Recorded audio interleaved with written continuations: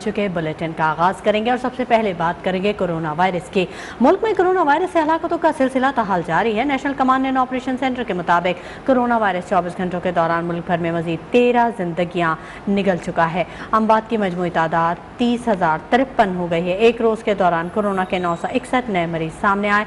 मुल्क भर में 24 घंटों में कोरोना के मजीद 38,139 टेस्ट किए गए, जिनमें रिपोर्ट्स मस्बत आने की शरह 2.51% रही है। NCOC के मुताबिक मुल्क भर में कोरोना के 1,261 मरीजों की हालत तशवीशनाक है।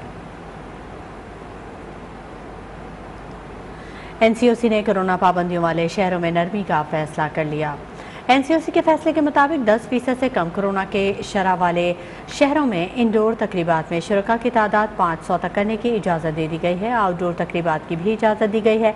NCOC ने वफाकी वज़ीर असद उमर की ज़ेर सदारत जायज़ा इजलास का एलामिया जारी कर दिया। पब्लिक ट्रांसपोर्ट में मुसाफिरों की गुंजाइश 80% और ट्रेन में 100% कर दी गई है। तालीमी इदारों को SOPs के तहत मुकम्मल तौर पर खोलने की इजाज़त भी दे दी गई है।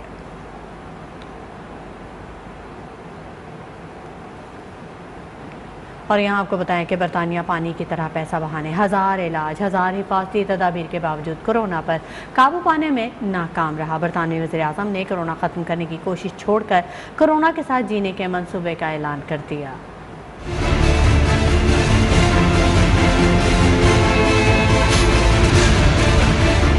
बरतानिया ने बिलाखिर कोरोना के सामने घुटने टेक दिए। कोरोना के खिलाफ जिद्दोजहद खत्म करके साथ जीना कबूल कर लिया।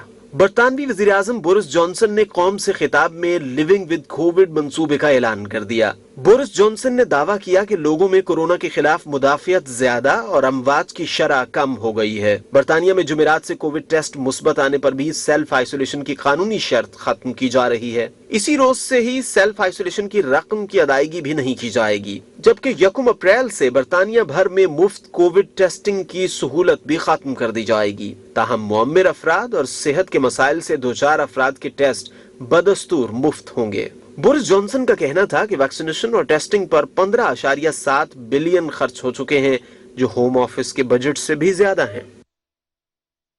रूस ने यूक्रेन के मॉस्को नवाज 2 मशरकी इलाकों डोनेत्स्क और लुहांस्क की आज़ाद हैसियत तस्लीम कर ली। रूस इस इकदाम के बाद अब दोनों इलाकों का यूक्रेन से दिफा कर सकेगा। रूसी सदर व्लादिमीर पुतिन ने डोनेत्स्क और लुहांस्क को आज़ाद तस्लीम करने के बाद इन इलाकों में क़याम अमन के लिए रूसी फ़ौज के अमन दस्ते भेजने का हुक्म भी दे दिया है। रूसी सदर ने अपने खिताब में ये कहा कि मशरकी यूक्रेन के ये इलाके तारीखी तौर पर रूस का हिस्सा थे।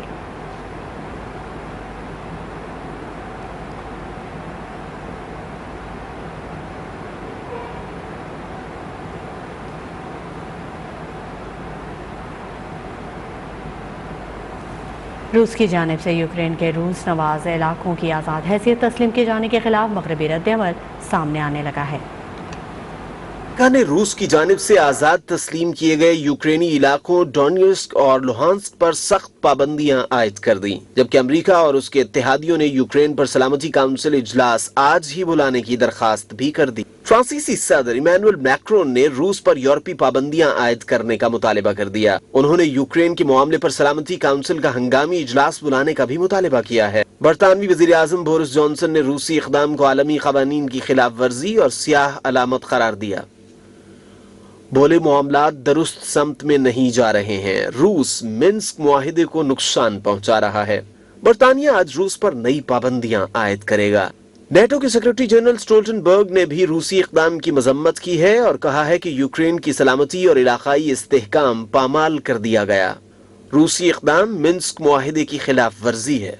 उधर अक़वाम मुत्तहिदा के सेक्रेटरी जनरल एंटोनियो गुटेरेस ने अपने जारी बयान में कहा है कि रूसी फैसले को यूक्रेन की इलाकाई सालमियत की खिलाफ वर्जी करार देने पर गौर किया जा रहा है। यहाँ आपको बताएं कि इस्लामाबाद हाई कोर्ट समेत दीगर अदालतों में अहम केसेस की समाअत होगी। एडवोकेट जनरल इस्लामाबाद न्याजुल्लाह नियाज़ी की तकर्री के खिलाफ दरख्वास्त पर समाअत होगी। FIA की जानिब से नेशनल पुलिस फाउंडेशन समेत दीगर हाउसिंग सोसाइटीज़ की इंक्वायरी के खिलाफ दरख्वास्त पर भी समाअत होगी। एहतसाब अदालत इस्लामाबाद में LNG रेफरेंस केस की समाअत भी आज होने जा रही है। हमारे नुमाइंदे हमारे साथ मौजूद हैं उमर बनी, उनसे मज़ीद तफसीलात जानेंगे। उमर बनी, इस्लामाबाद हाई कोर्ट समेत दीगर अदालतों में अहम केसेस की समाअत के हवाले से क्या मज़ीद अपडेट्स हैं? और उसकी मात्रा अदालतों में अहम मुकदमात की समाअत होगी। सबसे पहले बात करें इस्लाह अदालत से बात की तो आज इस्लाह अदालत में साबिक वज़ीर आज़म शाहिद शफ़ान अब्बासी और दीगर के खिलाफ एलएनजी रेफरेंस केस की समाअत होगी, जबकि समंदरी और रेटेड एरो पावर प्रोजेक्ट में राजा परवेज अख्तर और दीगर मुलजमान के खिलाफ केस की समाअत होगी। इस्लामाबाद हाईकोर्ट की अगर बात करें तो इस्लामाबाद हाईकोर्ट में आज एडवोकेट जनरल इस्लामाबाद नियाज़ुल्लाह नियाज़ी की तकर्री के खिलाफ दरख्वास्त पर समाअत होगी, जबकि एफआईए की जानिब से नेशनल पुलिस फाउंडेशन समेत दीगर हाउसिंग सोसाइटीज की इंक्वायरी के खिलाफ दरख्वास्त पर समाअत होगी। एक और दरख्वास्त जो है वो समाअत के लिए मंजूर हुई है, जो कि जिसमें नेशनल प्रेस क्लब के इलेक्शन के हवाले से जो है वो दरख्वास्त दायर की गई थी और उस पर चैलेंज किया था। वो उस पर भी आज चीफ जस्टिस उतर मिनल्लाह समाअत करेंगे, जबकि डिस्ट्रिक्ट एंड सेशन कोर्ट में नूर मुकदम कत्ल केस से मुतल्लिक केस की समाअत होगी। ठीक है, बहुत शुक्रिया उमर बनी। मजीद अपडेट भी वक्तन फवक्तन आपसे लेते रहेंगे। Welcome back. खबरों के सिलसिले को आगे बढ़ाते हैं। पीपल्स पार्टी के रहनुमा और साबिक चेयरमैन मतरूका वक्फ इमलाक आसिफ हाशमी को आज जिला कचहरी में पेश किया जाएगा। आसिफ हाशमी को मनी लॉन्ड्रिंग के इल्जाम में गिरफ्तार किया गया है। हमारे नुमाइंदे फैसल खान हमारे साथ मौजूद हैं, उनसे मजीद तफसीलात जानेंगे। फैसल खान, अपडेट कीजिएगा, कब तक होगी समाअत?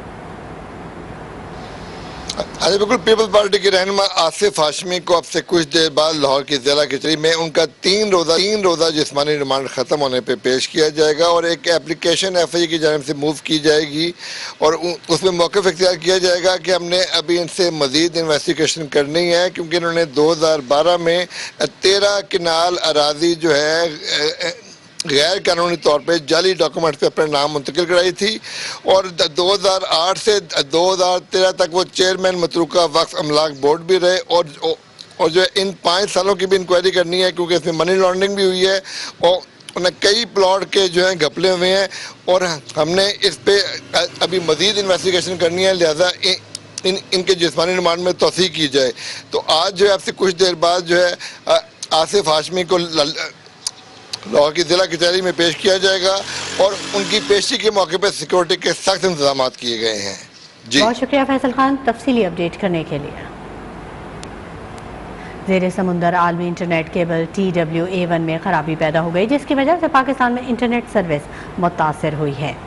PTI के तर्जुमान के मुताबिक ज़ेरे समुंदर आलमी इंटरनेट केबल में पाकिस्तानी समुद्री हदूद से 400 किलोमीटर दूर खराबी पैदा हुई है। समुद्र में इंटरनेट केबल की खराबी की असल जगह का तयन किया जा रहा है। खराबी की वजह से पाकिस्तान में इंटरनेट सर्विस मुतासर हुई है और ट्रांस वर्ल्ड केबल के सार्फिन को इंटरनेट सर्विस में मसाइल का सामना करना पड़ सकता है।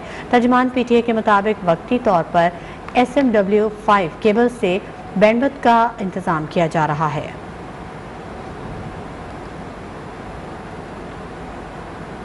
वज़ीर-ए-आज़म इमरान खान की सऊदी अरब में मुमलिकत के यौम तासीस पर मुबारकबाद। कहा, सऊदी शाह सलमान बिन अब्दुल अजीज़ को तहे दिल से मुबारकबाद पेश करता हूँ। दुआ है कि दोनों ममालिक और इनके अवाम खुशहाली के सफ़र पर गामज़न रहें। खबरों के सिलसिले को आगे बढ़ाते हैं। पेट्रोल की कीमत में इजाफे के बाद मुल्तान में चिकन की कीमतों को भी पर लग गए। चिकन की कीमत में 90 रुपये इजाफा 240 से बढ़कर 330 रुपये फ़ी किलो तक पहुँच गई। MDA चौक चिकन शॉप पर मौजूद है हमारे नुमाइंदे यासिर अजीम, उनसे मजीद जानेंगे। यासिर अजीम, बताएगा चिकन की कीमतों में इजाफा हो गया, क्या कहना है शहरियों का? पेट्रोलियम मसनूआत की कीमतों में इजाफे के बाद मुल्तान में चिकन की गोश्त की कीमतें भी खातिर खा बढ़ गई हैं। अगर बात कीजिए तो गुज़श्ता हफ्ते 240 रुपये फ़ी किलो गोश्त की कीमत अब 330 रुपये तक पहुंच गई है, यानी कि एक हफ्ते में 90 रुपये फ़ी किलो गोश्त में इजाफा किया गया कीमत में, जिसकी वजह से तो शहरी काफ़ी परेशानी का शिकार है। उनका यही कहना है कि पहले महंगाई की वजह से वो काफ़ी परेशान है और अब चिकन की गोश्त की कीमत भी इतनी बढ़ गई कि उनकी कुव्वत खरीद से बाहर हो गई। जबकि इस वाले से जो दुकानदार हैं उनका भी यही कहना है कि जैसे गोश्त की कीमतों में इजाफा होता है तो उनकी जो ख़रीदारी है वो कम हो जाती है, कस्टमर की जो कुव्वत खरीद कम होने से इनका कारोबार मुतासर होता है। लेकिन सूरत हाल है कि मुल्तान में एक हफ्ते के दौरान चिकन की गोश्त की कीमत में फ़ी किलो 90 रुपये इजाफा हुआ है और जबकि दुकानदारों का यही कहना है कि मज़ीद इजाफा होने का इम्कान है, जिसे शहर ने मुकम्मल तौर पर मुस्तरद करते शहर ने हुकूमत से मुतालबा किया कि फौरी तौर पर जो कीमतों में इजाफा किया गया एक हफ्ते के अंदर उसको कम किया जाए, ताकि इस हवाले से जो परेशानी है शहरियों को वो ख़त्म हो सके और जो गोश्त है वो शहरियों की पहुँच में आ सके। ठीक है, बहुत शुक्रिया यासिर अजीम।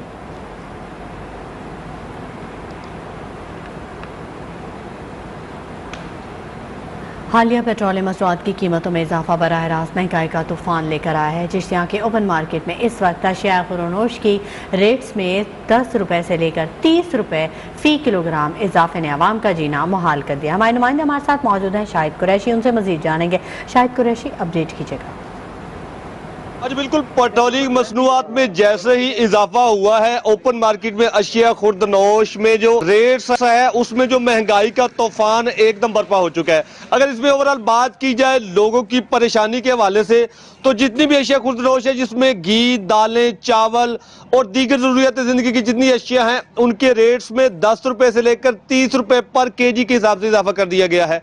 अगर ओपन मार्केट में इस रेट को चेक किया जाए तो घी का रेट 375 से 390 रुपए, दाल चना जो है 140 से बढ़ाकर 160 रुपए और कुकिंग ऑयल 385 से बढ़ाकर 400 रुपए पर केजी के हिसाब से जिसकी फरोख्त है वो जारी है। मेरे साथ एक शहरी मौजूद है, उनसे जानते हैं कि बढ़ती हुई इस महंगाई के हवाले से ये हुकूमत वक्त से क्या मुतालबा करना चाहते हैं। सर आप बताएं क्या कहते हैं।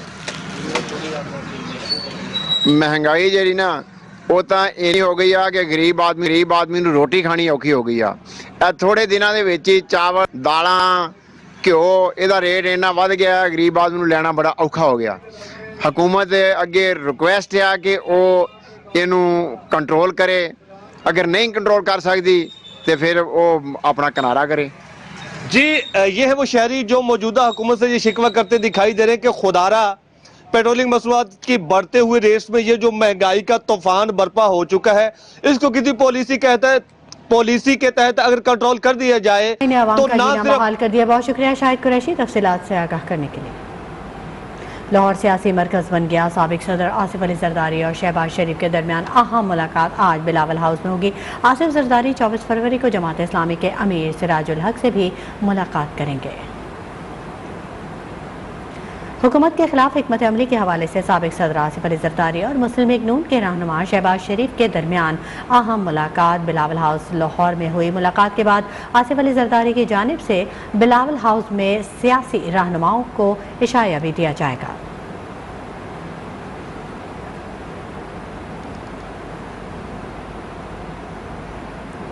साबिक सदर और पीपल्स पार्टी के को चेयरमैन आसिफ जरदारी और PDM के सरबराह मौलाना फजल रहमान की मुलाकात की अंदरूनी कहानी सामने आ गई। ज़राए के मुताबिक आसिफ अली जरदारी ने मौलाना फजल रहमान को तहरीक अदम एतमाद से मुतल्लिक ब्रीफिंग दी और हुकूमती इत्तेहादियों से होने वाले राब्तों से मुतल्लिक आगाह किया।